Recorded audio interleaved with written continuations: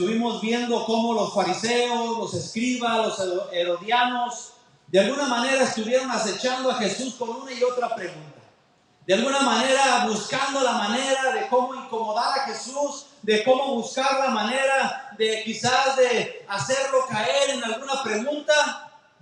Pero siempre nos maravillamos porque Jesús, con una respuesta sencilla, pero poderosa, los dejaba callados. No podían contra él, porque él es la sabiduría, porque él era Dios mismo encarnado. Y ellos se atrevían a preguntarle algunas preguntas incoherentes, algunas preguntas que no tenían sentido, algunas preguntas que solamente lo hacían por molestar. ¿Y qué creen? Esta gente no se cansaba. Esta gente de alguna manera quería seguir atacando a Jesús, de tal manera que lo seguían acusando y lo seguían atacando y lo querían seguir de alguna manera molestando hasta tal grado cuando lo llevaron a la crucifixión. Pero creo que no lo llevaron. Creo que él fue por su propia cuenta. Por amor a ti y a mí, hermano. Él decidió ir a la cruz. Porque él tenía el poder de deshacer todo eso. Él tenía el poder de no ir a la cruz. Él tenía el poder de callarles. Él tenía el poder de derrotarlos, aunque fuera el gobernador de Roma. A todos él tenía el poder de hacerlo.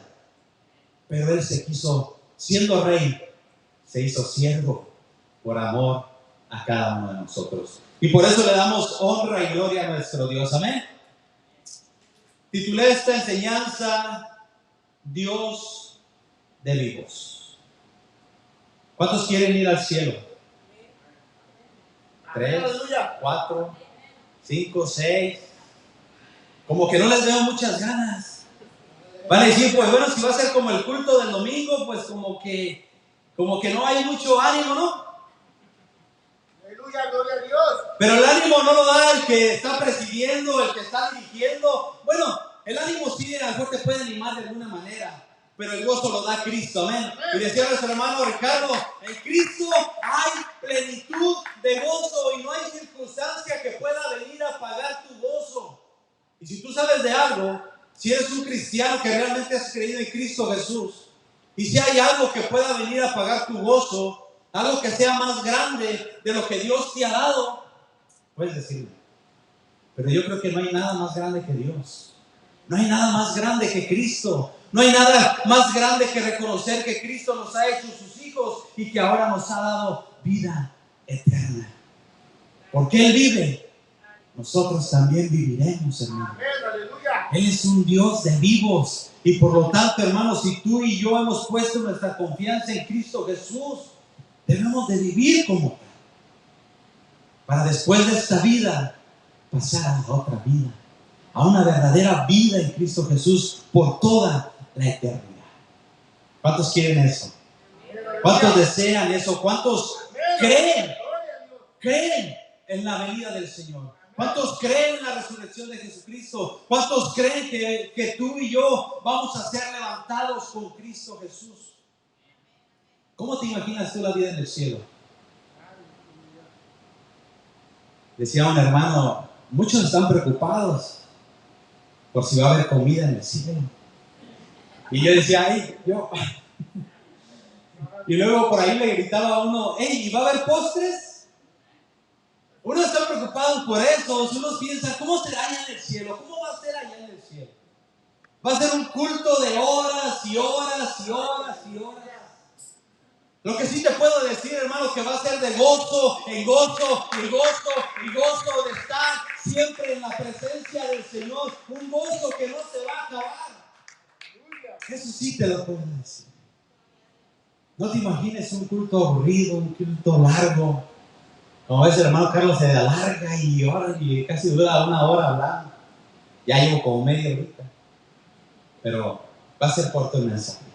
Pero lo que te quiero decir, hermano, es de que te alegres, que te goces, que vivamos una vida en Cristo. Si Él vive, hermano, nosotros también vivamos para Él.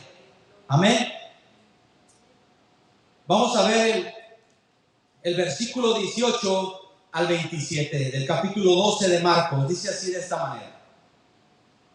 Así como a las veces anteriores, antes de leerlo, así como las veces anteriores, los escribas, los fariseos, los herodianos, estuvieron de alguna manera atacando y acusando a Jesús y de alguna manera atacándolo con preguntas, pensando ellos que quizás no sabía qué contestar, pensando ellos que quizás iba a cometer un error y lo iba a castigar el gobierno o ellos lo iban a contradecir.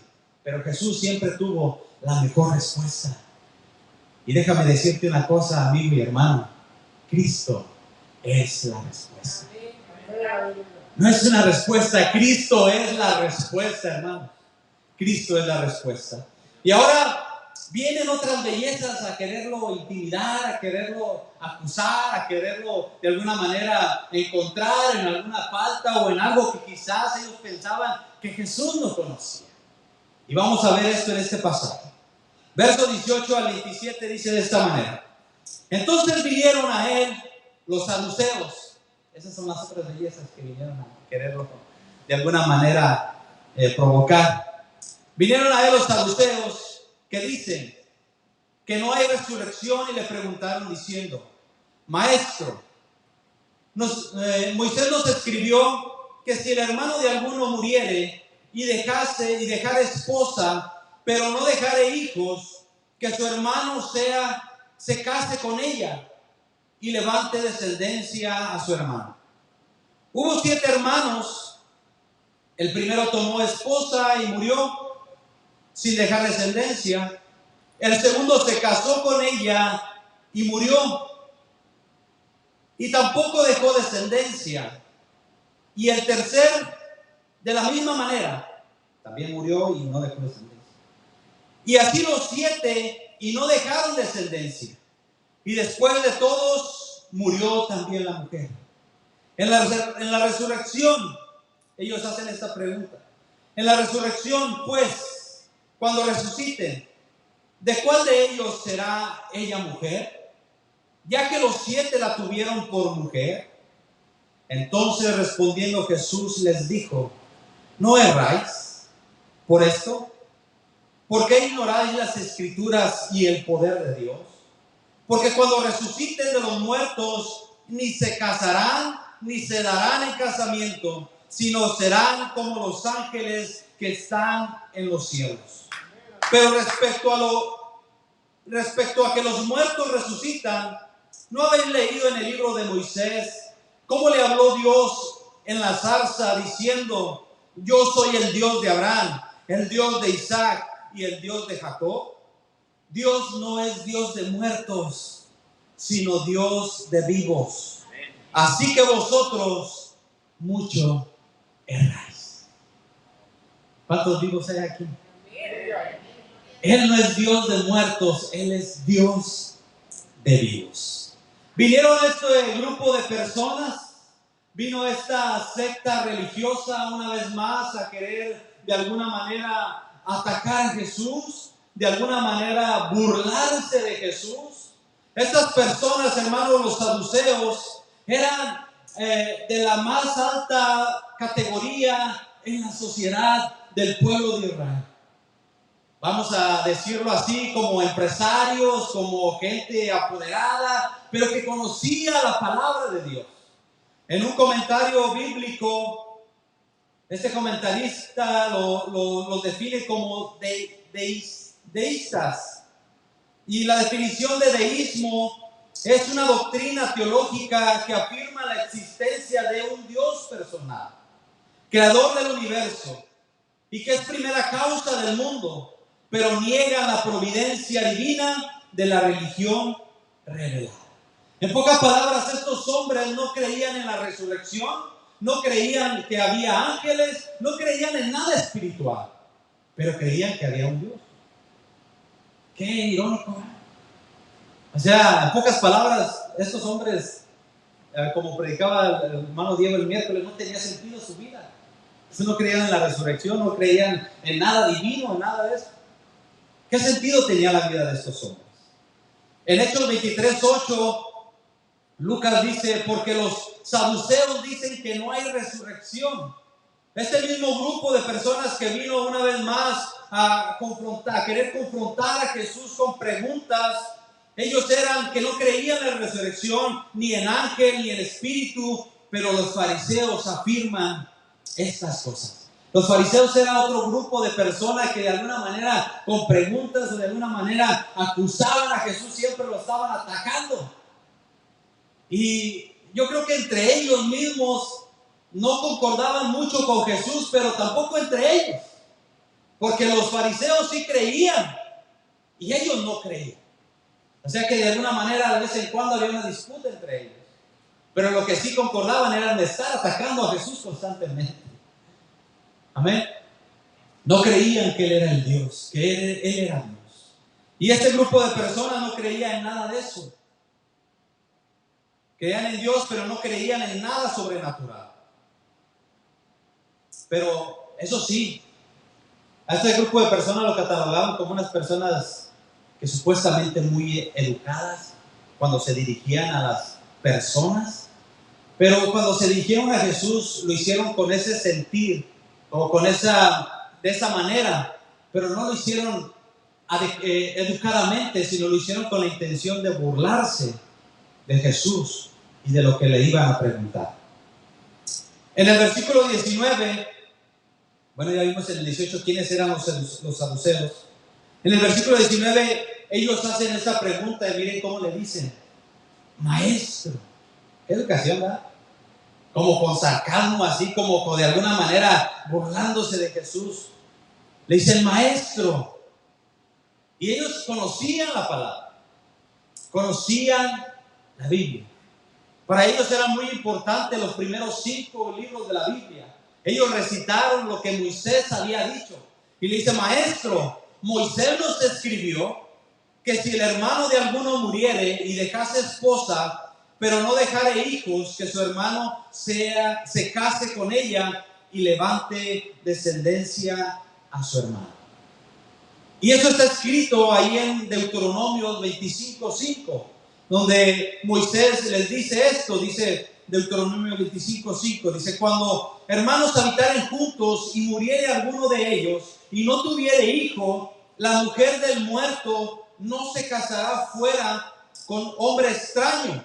Dice: su cuñado se llegará a ella y la tomará por su mujer y hará con ella parentesco. Conocían de la palabra, pero su corazón estaba lejísimo de conocer a Dios, de conocer los propósitos de Dios.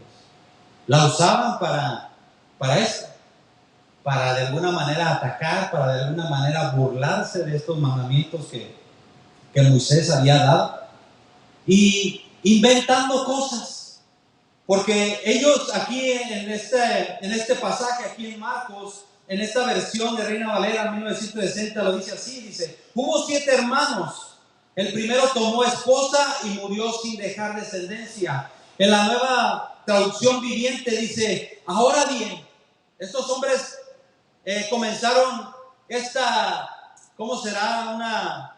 Algo que no es cierto, una suposición. Dice: ahora bien, supongamos que había 7 hermanos, el mayor se casó y murió sin dejar hijos.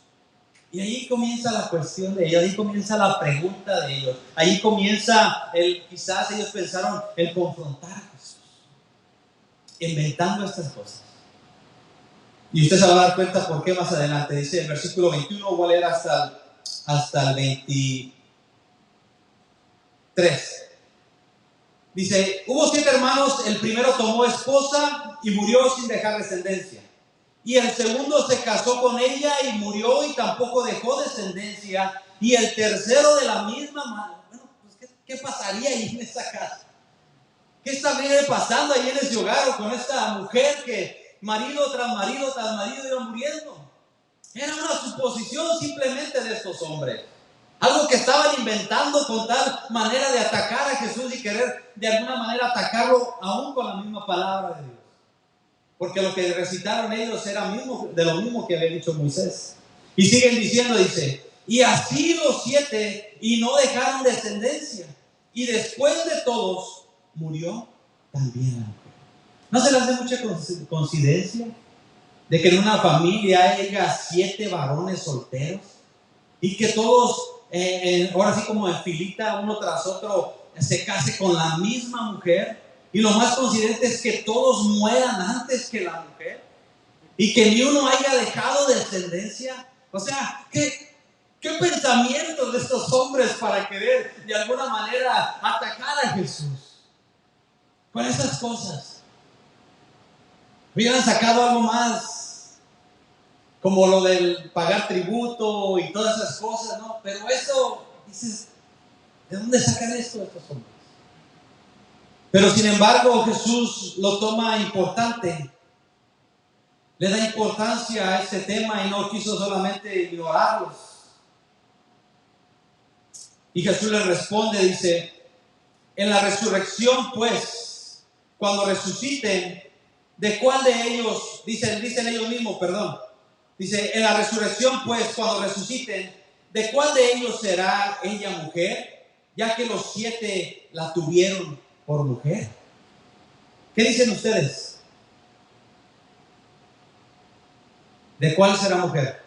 ¿Del primero, del segundo, del tercero, del cuarto, del quinto, del séptimo? Dice por ahí un hermano, yo creo que el tercero, al ver lo que le pasó al segundo, ya no hubiera entrado. El cuarto y el quinto menos. Háganme lo que quieran, para que sea la tradición, que sea el mandamiento, pero no, ya no le entro. Oye, pues esta mujer es de mal agüero, todos se mueren. Ya no le hubieran entrado. Era algo irónico, era algo que sin relevancia lo que estaban diciendo estos hombres. Pero hacen esta pregunta queriendo encontrar en algo a Jesús, a ver qué respondía Jesús.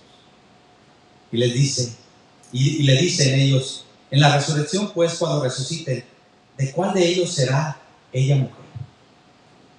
¿De quién será? ¿Del primero? ¿Del segundo? Todos se casaron con ella.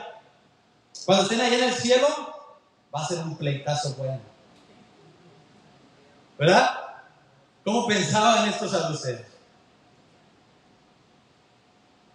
¿De cuál será mujer ella? Ya que los 7 la tuvieron por mujer. Pero Jesús, qué maravilloso es Jesús. Qué paciente es el Señor. ¡Aleluya! Con estas preguntas. Y yo no sé a ti si te ha pasado que muchas veces viene gente y sabe que eres cristiano y conocen un poquito la palabra. Y muchas veces no te lo hacen con la intención de aprender. Muchas veces no te lo hacen con la intención de saber lo que realmente quiere decir ese pasaje, sino para ver en qué te encuentran, cómo se burlan de ti. Ya tiene tiempo, pero a mí me ha pasado. No sé a ti, nada más sé yo. Pero hay gente que va a salir así, que de alguna manera, como los saduceos, va a querer de alguna manera atacarte, y más si están en un grupito para que vean lo que él está diciendo y los demás también se burlan de ti. Pero déjame decirte, tú contéstale lo que dice la palabra de Dios. Tú contéstales con la palabra de Dios y lo que quiere decir la palabra de Dios. Y se burlen, que se burlen, pero tú habla de la verdad. Tú habla de lo que dice la palabra de Dios. Mira lo que hizo Jesús. Dice, entonces respondiendo Jesús les dijo, ¿no erráis? En otra versión dice, ¿no están equivocados ustedes? ¿No miran el error en el que están? ¿No miran tan grande la equivocación que ustedes están diciendo? Lo que están diciendo no tiene sentido lo que están diciendo. Dice, ¿no erráis por esto? Y miren lo que le dice, porque ignoráis las escrituras y el poder de Dios. O sea, ellos se la daban que eran de la categoría más alta en la sociedad del pueblo de Israel, pero ellos también se la daban de que sabían mucho de las escrituras. Y Jesús les dice, no saben nada, no saben nada. Están totalmente equivocados, porque vienen con esa pregunta. ¿Qué no conocen las escrituras?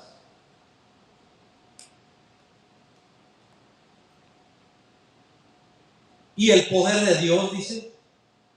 En otra versión dice, Jesús contestó, el error de ustedes es que no conocen las escrituras.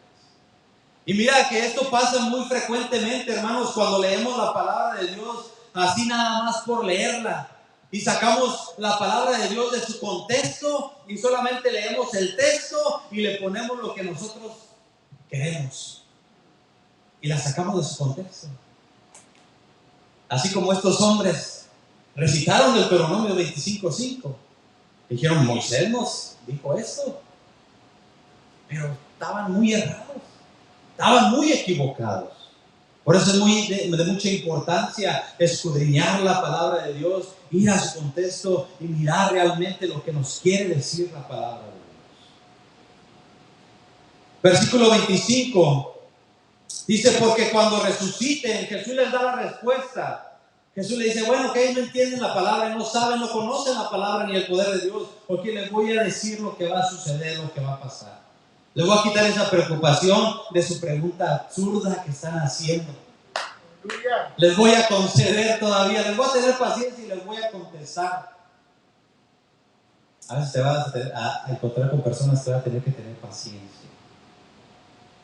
Porque créanme que a veces cuando vienen con preguntas así, tú mira la intención de la persona que lo hace con la intención de a ver cómo tiene que caer para burlarse de ti. Tú debes de tener paciencia, porque si no tenemos paciencia, lo único que vamos a provocar es un conflicto. Lo único que vamos a provocar es una contienda de la palabra de Dios. Amén. Entonces debemos de tener paciencia a lo que tuvo Jesús y les dijo.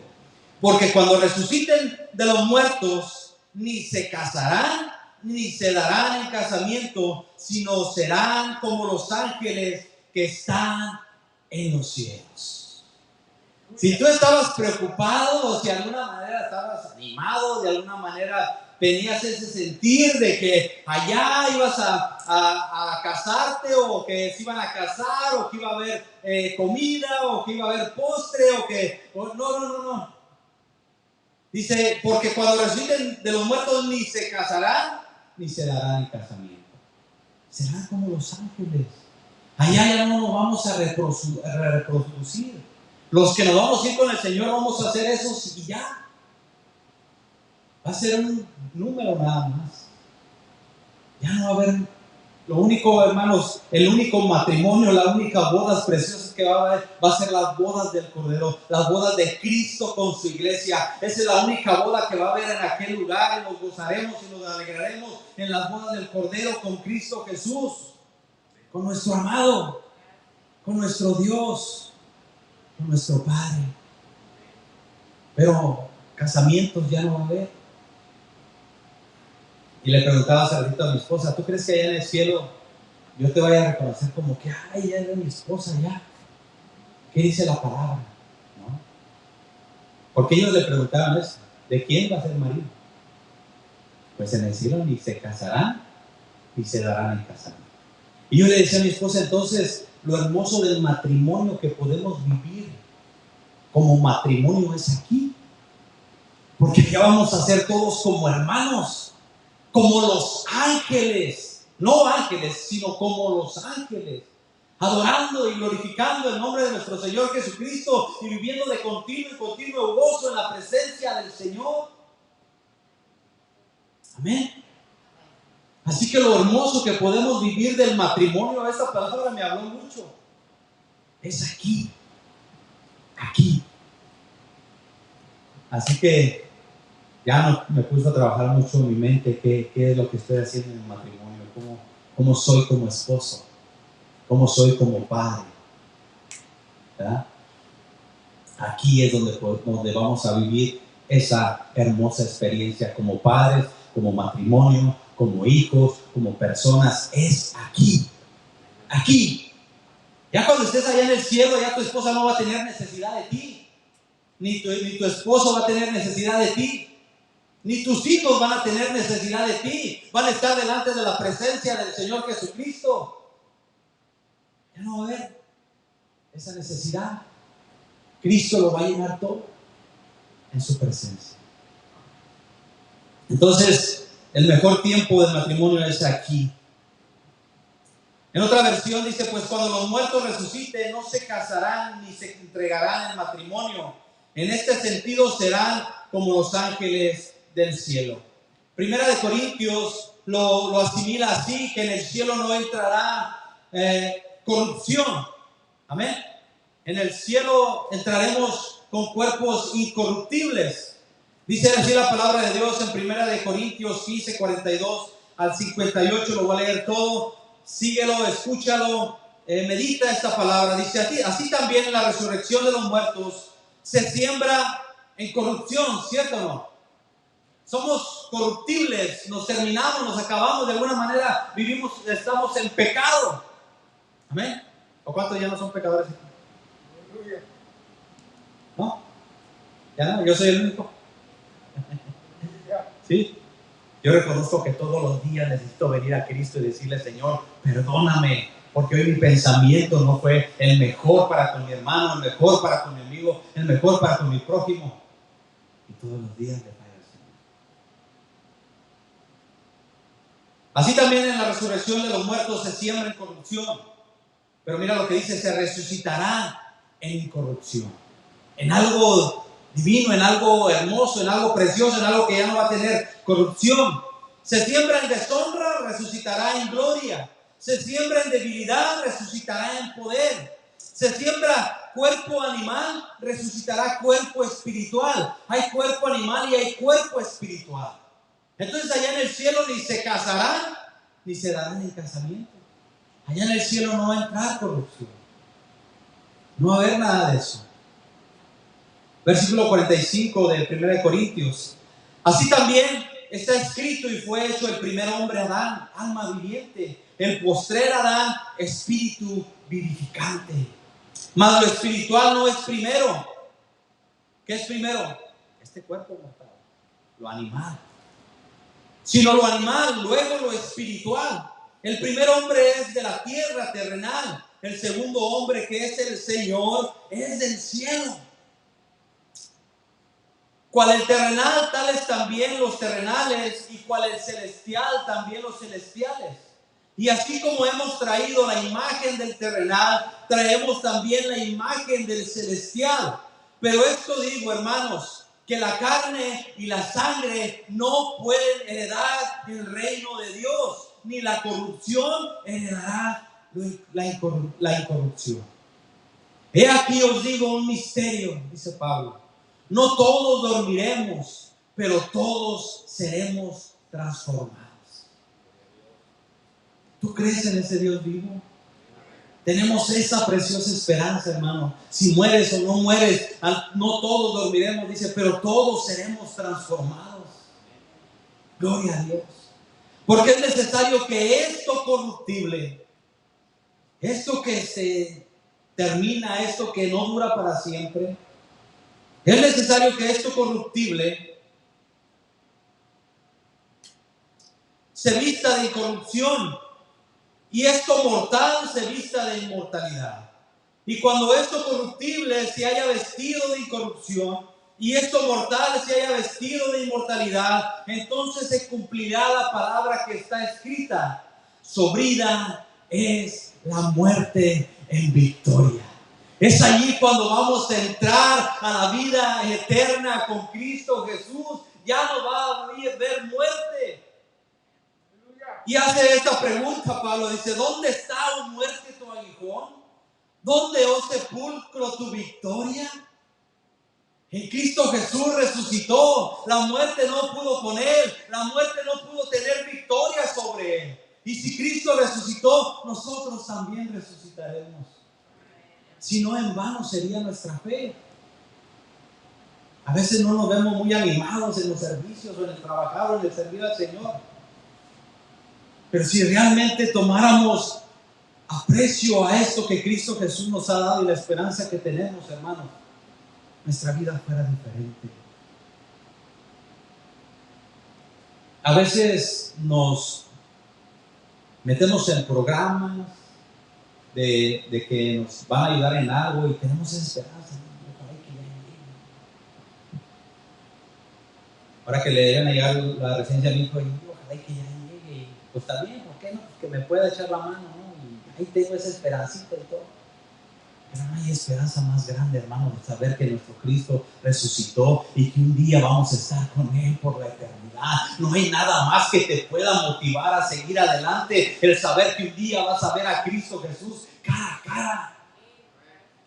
Hay muchas cosas que nos motivan a hacer cosas y a vivir una vida mejor. Pero no hay cosa más grande del saber que Cristo resucitó y que nos ha dado vida eterna.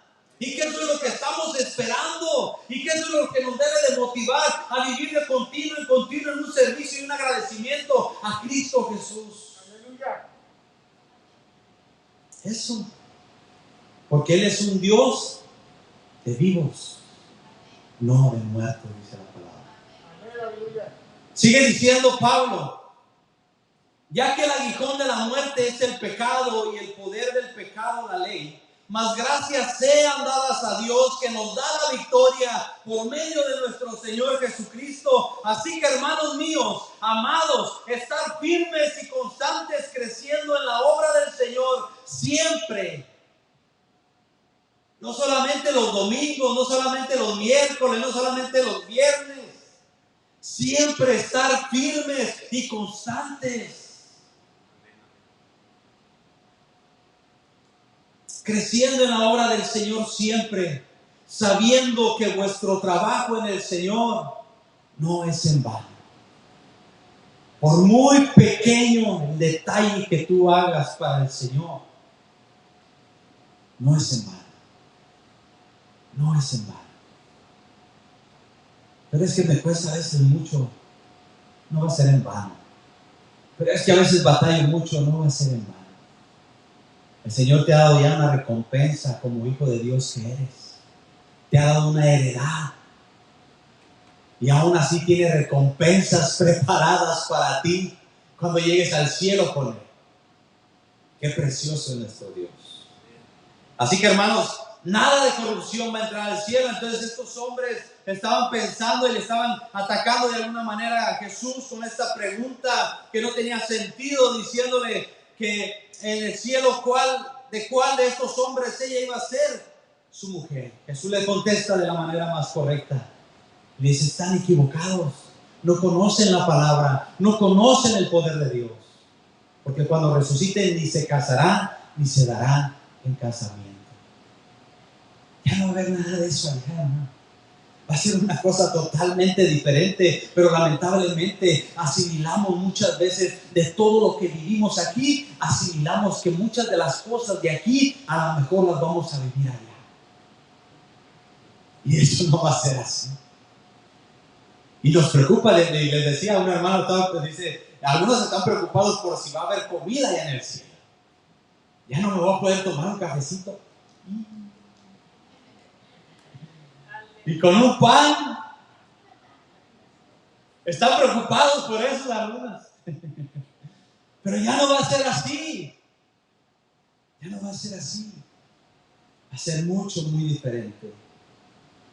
Versículo 26 de Marcos, capítulo 12. Pero respecto a que los muertos resucitan, les vuelve a referir. Ellos le dijeron lo que decía en Deuteronomio, lo que Moisés les había hablado, y Jesús ahora les refiere con la misma palabra lo que Moisés les había dicho. Le dice: pero respecto a que los muertos resucitan, ¿no habéis leído en el libro de Moisés? Bueno, ustedes vinieron con una cuestión hablando de Moisés. Ahora yo les voy a contestar así mismo, con Moisés. ¿No habéis leído en el libro de Moisés cuando le habló Dios en la zarza diciendo: yo soy el Dios? Fíjese la palabra ahí, yo soy, no es yo era, sino le dice ahí en la zarza: yo soy el Dios de Abraham, el Dios de Isaac y el Dios de Jacob. Yo soy. O sea, todavía sigo siendo el Dios. Yo soy el Dios de Abraham, el Dios de Isaac y el Dios de Jacob. Les dice Jesús: ¿qué no habéis leído esto? Entonces, ¿cómo no creen en la resurrección? En otra versión dice: ahora bien, en cuanto si a los muertos resucitarán. ¿Nunca han leído acerca de esto en los escritos de Moisés? En la historia de la zarza que ardía, mucho después de que Abraham, Isaac y Jacob murieron.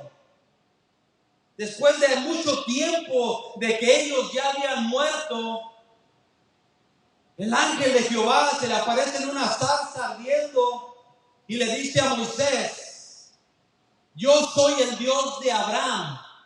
Entonces quiere decir que Abraham vivía todavía. Ya no estaba en este cuerpo incorruptible. Quizás su alma ya no estaba en su cuerpo, pero él estaba siendo el Dios de Abraham. Abraham aún sigue vivo porque le creyó a Dios. ¿No habéis leído esto? Lo que la zarza le dijo a Moisés. Yo soy el Dios de Abraham, del Dios de Isaac, el Dios de Jacob. Ellos murieron mucho antes. Y estas palabras vienen a un presente a decirle: yo soy. Eso quiere decir que Abraham sigue vivo, que Isaac vive, de que Jacob vive, porque le creyeron a Cristo. ¿Sí? Dios le dijo a Moisés estas palabras. Y esto lo podemos ver ahí en Éxodo 3:6. Dice: y dijo: yo soy Dios de tu padre, Dios de Abraham, Dios de Isaac y Dios de Jacob. Entonces Moisés cubrió su rostro porque tuvo miedo de mirar a Dios. ¿Quién era el que le estaba hablando a Moisés? Dios mismo. Diciéndole: Abraham está vivo. Ya no en este cuerpo, pero él vive. Versículo 27 y último. Jesús les vuelve a decir: Dios no es Dios de muertos, sino Dios de vivos. Así que vosotros erráis. En otra traducción les dice: así que vosotros estáis muy equivocados. Eso fue lo que Jesús les quiso decir. En otro pasaje, en San Juan capítulo 8, 48 al 59, y ponga mucha atención, mire, los fariseos vinieron de alguna manera a querer atacar a Jesús, diciéndole a estos fariseos, diciéndole: tú tienes demonio, por lo que hablaba, por lo que decía. A tal grado llegaron estas personas a señalar y a decirle a Jesús: tú tienes demonio. Dice este pasaje: respondiendo entonces los judíos le dijeron: ¿no decimos bien nosotros que tú eres samaritano y que tienes demonio? Ellos, sacando sus conclusiones, le decían esto a Jesús. Respondiendo Jesús: yo no tengo demonio, antes honro a mi Padre y vosotros me deshonráis. Pero yo no busco mi gloria, hay quien la buscan y juzgan. De cierto os digo, que el que guarda mi palabra nunca verá muerte. Abraham le creyó a Dios, pero ya estaba muerto. En el tiempo de Jesús ya había muerto Abraham, ¿cierto o no? Ya había muerto Isaac, ya había muerto Jacob. Entonces, ¿cómo es que dice Jesús que los que creen a su palabra no verán muerte jamás? Que alguien me explique, diría un comediante. Entonces Jesús les sigue diciendo: de cierto os digo, que el que guarda mi palabra nunca verá muerte. Cree eso, hermano, cree eso, amigo. Si tú crees a la palabra de Dios, este cuerpo corruptible va a terminar, va a morir, pero hay una vida eterna en Cristo Jesús y nunca vamos a morir, porque vamos a estar con Él por una eternidad. Esa sí va a ser verdadera vida. Le siguió diciendo que los judíos ahora, en el versículo 52 de San Juan capítulo 8. Entonces los judíos le dijeron: ahora conocemos que tienen demonio. Aferrados los amigos con esa intención, diciéndole a Jesús: ahora conocemos que tiene el demonio. Y fíjese, lo que ellos dijeron, pues era lógico, ¿no? Dice: Abraham murió y los profetas. ¿Era cierto lo que estaban diciendo? Sí. Abraham ya había muerto, los profetas ya habían muerto físicamente. Y tú dices: el que guarda mi palabra nunca sufrirá muerte. Versículo 53. Le dicen ellos a Jesús: ¿eres tú acaso mayor que nuestro padre Abraham, el cual murió y los profetas murieron? ¿Quién te haces a ti mismo? Y él le respondió, respondió Jesús: si yo me glorifico a mí mismo, mi gloria nada es. Mi Padre es el que me glorifica, el que vosotros decís que es vuestro Dios. Ellos se gloriaban de decir y de creer y de leer las escrituras y todo y decir que Dios era su Dios.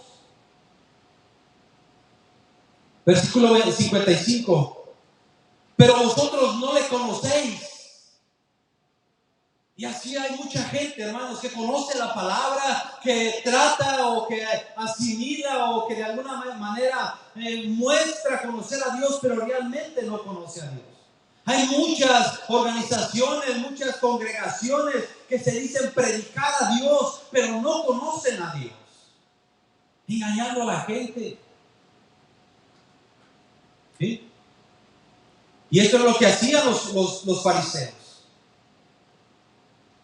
Respondiendo Jesús, 55, pero vosotros no le conocéis, mas yo le conozco. Y si dijere que no le conozco, sería mentiroso, como vosotros, pero le conozco y guardo su palabra.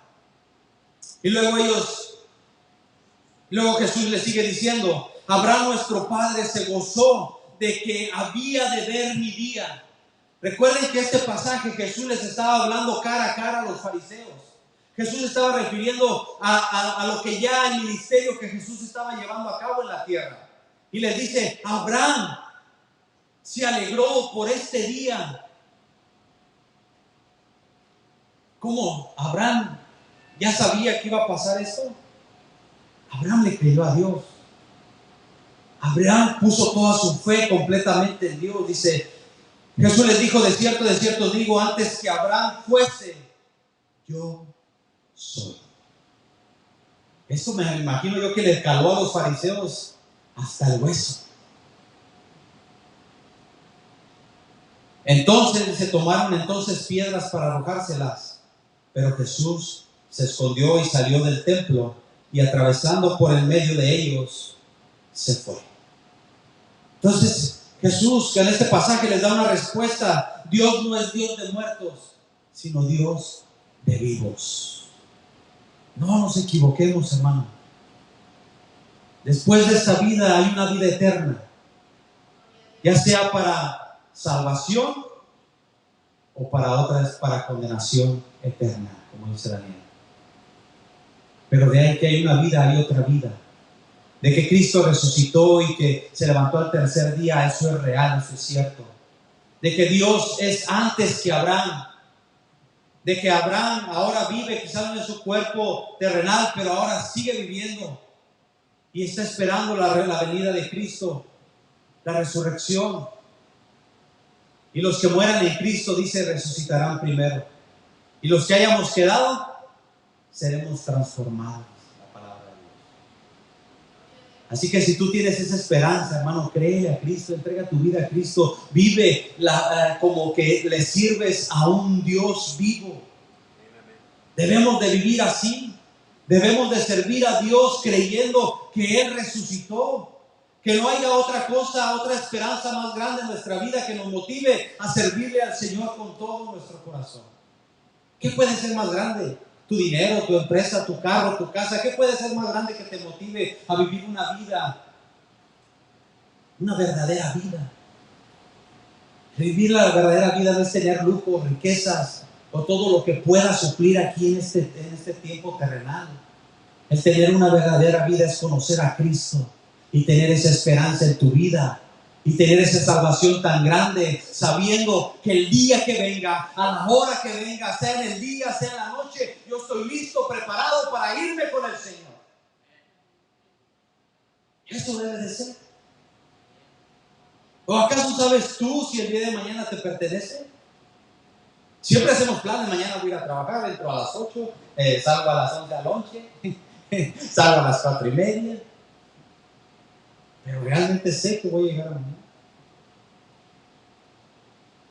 Entonces, si yo sé que Cristo resucitó y que hay una vida eterna, porque estos hombres, estos saduceos, llegaron con esta pregunta con la intención de burlarse de Jesús, porque ellos no creían en la resurrección.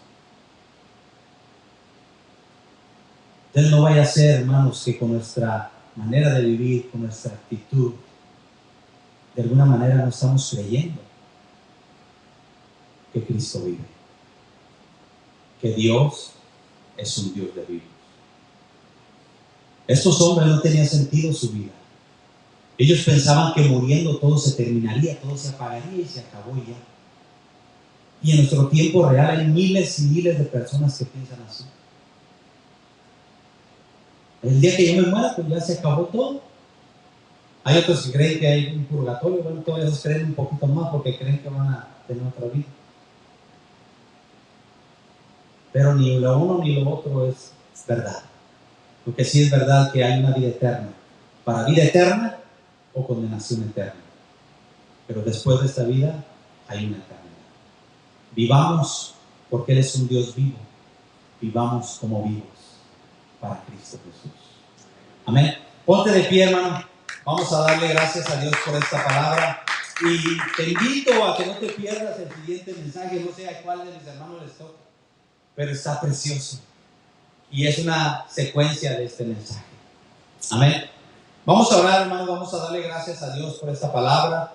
Vamos a darle gracias a Dios, hermanos, porque Él nos ha traído la verdad.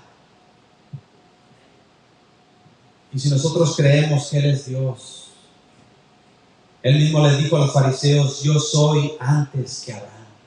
Jesús mismo, diciéndoles, Jesús casi con las palabras estas les está diciendo: yo soy Dios. Yo soy Dios. Pero ellos no lo entendían así. Cree en el Señor Jesucristo con todo tu corazón. Amén. Vamos a darle gracias a Dios por esta palabra, hermanos. Señor Jesús, te damos gracias, Padre, porque tú has sido bueno para con nosotros y te nos has revelado, Señor. Hemos podido entender, Padre bendito, hemos podido conocer que tú eres Dios. Hemos podido conocer, Señor, que sin ti no somos nada. Hemos podido conocer, Señor, que tú eres el dador de la vida, no tanto física como espiritual, Señor. Tú eres el dador de la vida. Por eso te damos gracias, Señor Jesucristo, porque ahora te conocemos, Padre. Pero te pedimos que nos permitas volvernos a